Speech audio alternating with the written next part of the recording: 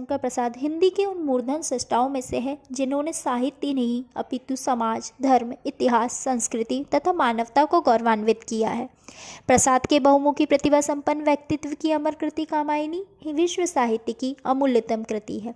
कवि जयशंकर प्रसाद ने कामायनी के रहस्य सर्ग में समरसता सिद्धांत का प्रतिपादन किया है।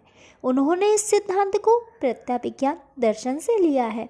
शैव दर्शन में 5 प्रमुख संप्रदाय माने जाते हैं: तमिल शैव दर्शन, नकुलीश पाशुपात दर्शन, रसेश्वर दर्शन, लिंगायत दर्शन और प्रत्याभिज्ञा दर्शन।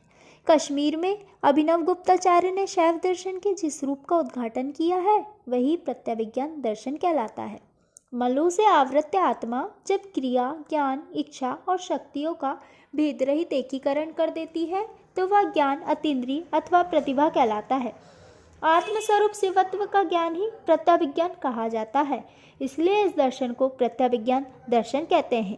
छायावादी कवि प्रसाद ने कामायनी में कविता के माध्यम से प्रत्याभिज्ञान दर्शन का प्रतिपादन कर विश्व जीवन की समस्याओं का समाधान प्रस्तुत किया है। जयशंकर प्रसाद के मतानुसार प्रत्याभिज्ञान दर्शन में समरसता के सिद्धांत का विशेष महत्व है। समरसता की स्थिति में पुरुष अपने लघुत्व एवं संकुचित अवस्था से मुक्त होकर बहुत्व या व्यापक आत्मन से समरस हो जाता है। समरस का अर्थ 2 तत्वों के पूर्ण रूपेण परस्पर भायांतर सम्मिलन से होता है। स्वच्छंद तंत्र में उल्लेख आया है कि जिस प्रकार एक नदी समुद्र में मिलकर समरसता को प्राप्त होती है, तत्पश्चात समुद्र एवं नदी में किसी प्रकार की भिन्नता नहीं रह जाती। आत्मा परमात्मा को प्राप्त होकर एक रूप हो जाती है, तो उसी को सामरस्य या समान रस की भावना कहते हैं। नेत्र तंत्र में समरसता के बारे में लिखा गया है कि जिस समय योगी इस तथ्य से अवगत हो जाता है कि ना तो मैं हूँ, ना कोई अन्य है और देह ही वहाँ विद्यमान है, अपितु मन आनंद में लीन होकर समरस हो गया है, तब इस स्थिति को समरसता कहते हैं। सरल शब्दों में समरसता से तात्पर्य है कि द्वैत भावना की समाप्ति पर समरस स्थिति में पहुंचकर आनंद की अनुभूति होना।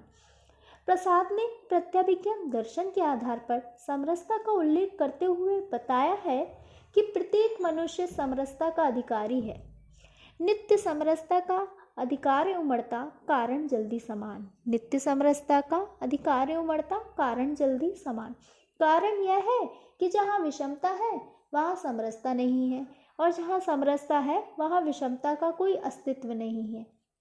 वर्तमानकालीन विषमता से मुक्ति पाने के लिए कामायनी में जो समाधान प्रस्तुत किया है वह न केवल दर्शन का विषय है अपितु व्यावहारिक रूप में प्रस्तुत होने के कारण अत्यंत उपयोगी बन पड़ा है।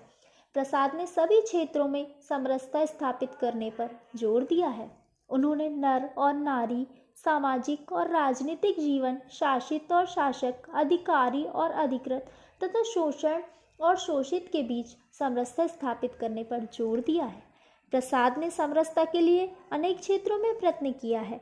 इसके लिए उन्होंने बुद्धि, हृदय की समरसता, इच्छा, ज्ञान और क्रिया का समन्वय चित्रित करते हुए एक व्यक्ति की समरसता पर जोर दिया है। ज्ञान, क्रिया और इच्छा ये 3 शक्तियाँ पुरुष के 3 तत्वों बुद्धि, अहंकार और मन में संकुचित होकर निहित रहती हैं। इन शक्तियों की पृथकता से वैषम्य या भेद उत्पन्न होता है। भेद के नष्ट हो जाने पर इन शक्तियों का सामरस्य होता है, जिसे शिवत्व की प्राप्ति कहते हैं। इसलिए प्रसाद कहते हैं, ज्ञान दूर कुछ क्रिया भिन्न हो, इच्छा कैसे पूरी हो मन की। ज्ञान दूर कुछ क्रिया भिन्न हो, इच्छा कैसे पूरी हो मन की। एक दूसरे से न मिल सके यह विडंबना है जीवन की। एक दूसरे से न मिल सके यह विडंबना है जीवन की। कामायनी में श्रद्धा मनु को ऐसे लोक में ले जाती है जहाँ इच्छा यानी एकेंद्रिक रसवादन और क्रिया यानी भोग साधन जुटाने वाली बुद्धि और कर्म और ज्ञान यानी निवृत्ति का भेद समाप्त हो जाता है। राग विराग की भूमि पर इच्छा की आनंददायक तृप्ति होती है। संसार से विरक्त होकर मनु श्रद्धा के साथ मानसरोवर की ओर जाते हैं। इसका प्रतीकार्थ है कि मानव आस्तिक बुद्धि के द्वारा समरसता की स्थिति को प्राप्त करता है। मनु और श्रद्धा समरसता की स्थिति को पाने चाहते हैं। प्रसाद ने पारिवारिक जीवन को भी सुख, शांति और आनंदमय बनाने के लिए और जीवन में समरसता लाने के लिए संकेत किया है। तुम भूल गए पुरुषत्व मोह में कुछ सत्ता है नारी की, तुम भूल गए पुरुषत्व मोह में कुछ सत्ता है नारी की, समरसता है संबंध बनी अधिकार और अधिकारी। समरसता का प्रतिपादन 3 रूपों में किया गया है: व्यक्ति की समरसता, समाज की समरसता तथा प्रकृति पुरुष की समरसता। व्यक्ति की समरसता का चित्रण श्रद्धा के जीवन द्वारा प्रतिपादित हुआ है। समाज की समरसता के अभाव में शाश्वत प्रदेश में विप्लव और संघर्ष उत्पन्न होता है। प्रकृति तथा पुरुष की समरसता आनंद सर्ग में दिखाई देती है। प्रसाद की मान्यता है कि जीवन में दुख की व्याप्ति का कारण समरसता का अभाव ही है। सामरस्य ही आनंद का मूल है और इसकी साधना का प्रधान तत्व है श्रद्धा। सामरस्य प्रयत्न है तो आनंद साध्य। इसलिए कुछ विद्वान प्रसाद के दर्शन को आनंदवाद भी कहते हैं। इसी आनंदवाद को कवि ने व्यापक तथा प्रभावोत्पादक रूप से चित्रित करके मानव जीवन में इसके महत्व की स्थापना की है। आधुनिक जीवन की प्रमुख समस्याओं का समाधान भी प्रस्तुत करती है। संपूर्ण विश्व में प्राप्त विषमता का प्रसाद जी ने साक्षात्कार किया था, जिसके परिणाम स्वरूप विश्व मानव परस्पर एक दूसरे को भिन्न समझते थे। वे सिर्फ अपनी सभ्यता एवं संस्कृति को उच्च समझते थे, दूसरों को तुच्छ एवं हेय की दृष्टि से देखते थे। उनके हृदय में विश्व बंधुत्व की भावना विदा होती जा रही थी। तब वे एक दूसरे के निकट आने में संकोच का अनुभव करते थे, किंतु प्रसाद जी की कामायनी के द्वारा संपूर्ण विश्व में समरसता को अपना ले तो सभी मानवता के सच्चे पुजारी हो जाएंगे। कोई किसी को तुच्छ नहीं समझेगा, कोई किसी की सेवा को पराई नहीं समझेगा, सभी सबको अपने ही अवयव जानने लगेंगे। यह विश्व एक नीड़ बन जाएगा जहाँ न कोई शासित होगा, ना कोई शापित होगा, ना कोई पापी रहेगा, अपितु जीवन वसुधा समतल हो जाएगी और सभी समरस होकर आनंद पूर्वक जीवन व्यतीत करेंगे। शासित ना यहाँ है कोई, तापित पापी ना यहाँ है, जीवन वसुधा समतल है, समरस है जो कि जहाँ है। शासित ना यहाँ है कोई, शापित पापी ना यहाँ है, जीवन वसुधा समतल है, समरस है जो कि जहाँ है। इस तरह प्रसाद ने कामायनी में आधुनिक जीवन की समस्या का समाधान इस प्रकार किया है कि अगर हमें अपने जीवन में आनंद प्राप्त करना है तो सबसे पहले जगत की असत्यता एवं अनित्यता के विचार को छोड़कर जगत को ब्रह्मा का रूप मानकर सत्य, नित्य एवं सतत सुंदर मानना होगा।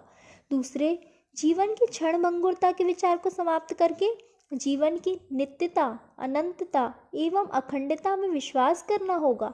उक्त दोनों ही विचार जीवन में विषमता के स्थान पर समरसता लाने में सहायक होते हैं, क्योंकि जब तक मानव जगत को असत्य एवं मिथ्या मानता रहेगा तब तक वह जगत को विश्वात्मा का स्वरूप नहीं मान सकता, और जब तक वह इसे विश्वात्मा का विराट स्वरूप नहीं मानेगा वह इस जगत के अणु अणु एवं कण कण से प्रेम नहीं कर सकता। ऐसे ही जब तक मानव अपने जीवन को क्षणभंगुर एवं अस्थिर मानता रहेगा तब तक वह चिर, नित्य, मुक्त एवं शाश्वत आत्मा से अवगत नहीं हो सकता, और जब तक वह आत्म साक्षात्कार नहीं करेगा तब तक उसे सर्वत्र व्याप्त विश्वात्मा के स्वरूप का ज्ञान नहीं होगा और उसमें विश्व बंधुत्व की भावना भी जागृत नहीं होगी।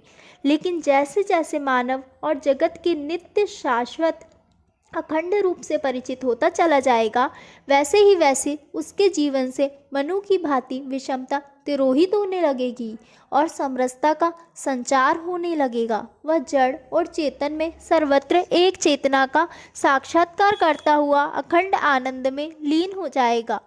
समरस थे जड़ या चेतन, सुंदर साकार घना था, चेतनता एक विलसती, आनंद अखंड घना था। कामायनी की श्रद्धा अपने पुत्र को भी यही संदेश देती है। सबकी समरसता का कर प्रचार, मेरे सुत सुन माँ की पुकार। इस समरसता का प्रभाव यह हुआ कि शाश्वत देश में वर्गभेद समाप्त हो गया और सर्वत्र सुख, शांति, समृद्धि छा गई। डॉक्टर रामलाल सिंह ने कामायनी अनुशीलन में लिखा है, दो विपक्षी या विरोधी वस्तुओं के द्वंद्व का अभाव ही समरसता है। द्वंद्व के अभाव में उनमें समन्वय स्थापित हो जाता है। प्रसाद जी ने कामायनी में लिखा है कि यदि विश्व के सारे मानव समरसता अपना ले तो कोई किसी की सेवा को पराई न समझेगा। यह विश्व एक नीड़ बन जाएगा।